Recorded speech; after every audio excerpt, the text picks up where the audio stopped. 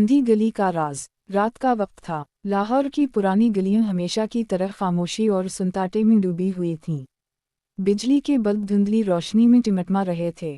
कहीं कहीं पुराने मकानों की दीवारों से चूना झड़ रहा था और गली में बिल्लियों की मियाऊं और कचरे की बास हवा में घुलकर माहौल को मजीद खौफनाक बना रही थी। कामरान, एक आम सा नौजवान, अपनी मुलाजमत से थका हारा वापस आ रहा था। जेब में सिर्फ तनख्वाह का कुछ हिस्सा और जहन में कई फ़िक्रमंद सोचें थीं। वो अक्सर शॉर्टकट लेते हुए उसी अंधेरी गली से गुजरता था, मगर आज कुछ अजीब होने वाला था। जैसे ही वो गली के बीच में पहुंचा, अचानक बिजली चली गई। पूरा इलाका घुप अंधेरे में डूब गया। सिर्फ दूर से एक कुत्ते के भौंकने की आवाज़ आ रही थी। कामरान ने मोबाइल की टार्च ऑन की और कदम तेज कर दिए। उसी दौरान उसकी नज़र एक पुराने मकान के जंग-आलूद दरवाजे पर पड़ी। दरवाजे के नीचे से कागज़ का एक बोसीदा टुकड़ा बाहर निकला हुआ था, जैसे किसी ने जानबूझकर रखा हो। तजस्सुस के मारे उसने वो कागज़ उठाया। इस पर कांपते हुए हुरूफ में लिखा था, अगर तुम सच जानना चाहते हो तो रात 12 बजे गली के आखिर में आ जाना। कामरान के कदम एक लम्हे के लिए रुक गए। दिल कह रहा था कि ये मजाक है, लेकिन दिमाग में एक और ही ख्याल आया। इसने वो कागज़ जेब में रखा और घर की तरफ तेज तेज चलने लगा। घर पहुंचकर वो देर तक पिलिंग पर बैठा सोचता रहा। उसकी मां की यादें जहन में उभर आईं। 10 साल पहले उसकी मां अचानक गायब हो गई थी। सबने कहा कि वो शायद किसी रिश्तेदार के पास गई होगी, लेकिन फिर कभी वापस ना लौटी। पुलिस भी कोई सुराग ना ढूंढ सकी। कामरान ने इस गम को दिल में दफन कर लिया था, लेकिन आज इस कागज़ ने पुराना जख्म ताज़ा कर दिया था। रात के 12 बजे तजस्सुस और खौफ के मिले जले जज्बात के साथ वो दोबारा उसी गली में आया। वहाँ मुकम्मल समताटा छाया हुआ था। पुराने मकानों के साए हवा में डोल रहे थे।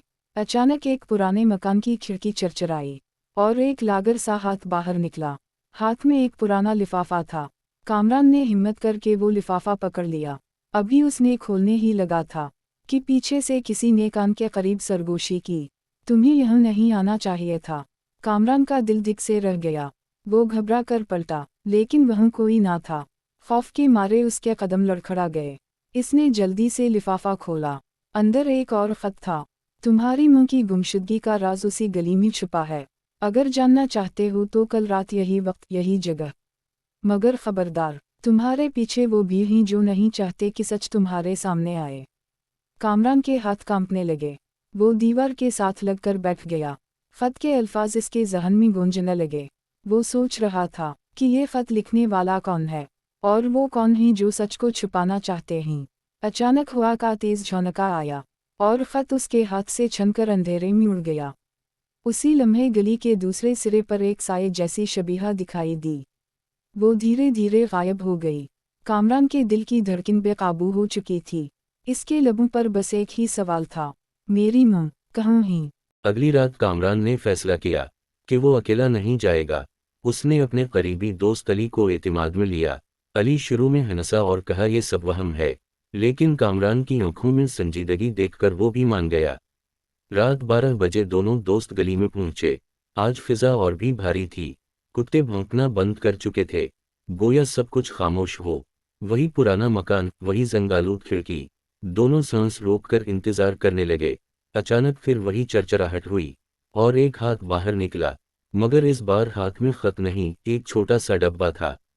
कामरान ने डब्बा लिया और जैसे ही खोला, इसमें एक पुरानी तस्वीर थी। तस्वीर में एक औरत थी, बिल्कुल उसकी मां, लेकिन इसके साथ एक अजनबी मर्द खड़ा था, जिसके चेहरे पर काली पिटी बंधी हुई थी। तस्वीर के पीछे लिखा था, जो तुम समझते हो वो सच नहीं। तुम्हारी मां को किसी ने अगवा नहीं किया, वो खुद गई थीं। कामरान की आंखों के सामने अंधेरा छा गया। अली ने इसके कंधे पर हाथ रखा। ये झूठ हो सकता है, किसी ने तुम्हें भड़काने के लिए किया है। उसी वक्त गली के आखिर से कदमों की आवाज आने लगी। कोई करीब आ रहा था। अंधेरे में एक दबला पतला बूढ़ा नमूदार हुआ। इसके हाथ में चिराग और आंखों में खौफ था। बूढ़ा कांपती आवाज में बोला, चले जाओ यहाँ से, ये गली इंसानों के लिए नहीं है। जो सच ढूंढता है वो या तो मर जाता है या फिर पागल हो जाता है। अली ने डटकर पूछा, और ये खत, ये तस्वीर किसने दी? बूढ़ा कुछ कहने ही वाला था कि अचानक इसके पीछे से एक साए ने उसे दबोच लिया और अंधेरे में घसीट लिया। दोनों दोस्त के कानों में सिर्फ चीख सुनाई दी। कामरान ने लरजती आवाज में कहा, ये सब क्या है? ये साया कौन है? उसी लम्हे गली के दूसरे कोने में वही शबीहा दोबारा जाहिर हुई। इस बार इसके हाथ में कामरान की मां की चूड़ियां थीं। साया सरगोशी में बोला, अगर अपनी मां को देखना चाहते हो तो कल रात अकेले आना, दोस्त को मत लाना। फिर वो धुंध में गायब हो गया। कामरान के जिस्म पर कपकपी तारी थी। अली ने उसे संभाला, मगर इसकी आंखों में बस एक ही जज्बा था, कल रात चाहे कुछ भी हो, मैं अपनी मां को ढूंढूंगा। अगली रात कामरान तन्हा गली में पहुंचा। आसमान पर बादल छाए हुए थे और हवा में अजीब सा बोझ था।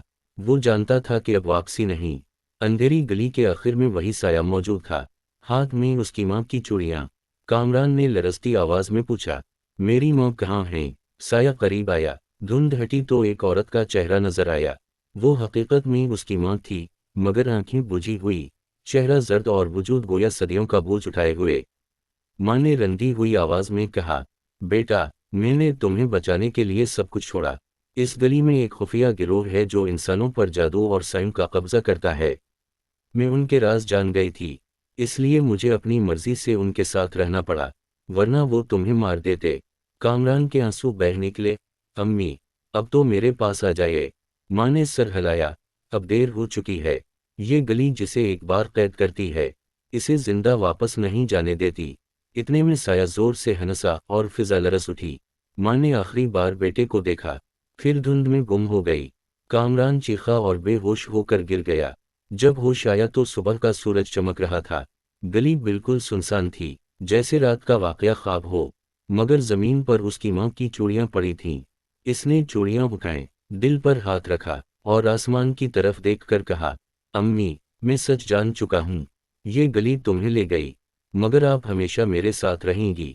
अंधेरी गली ने राज तो खोल दिया, मगर कीमत हमेशा के लिए जुदाई थी।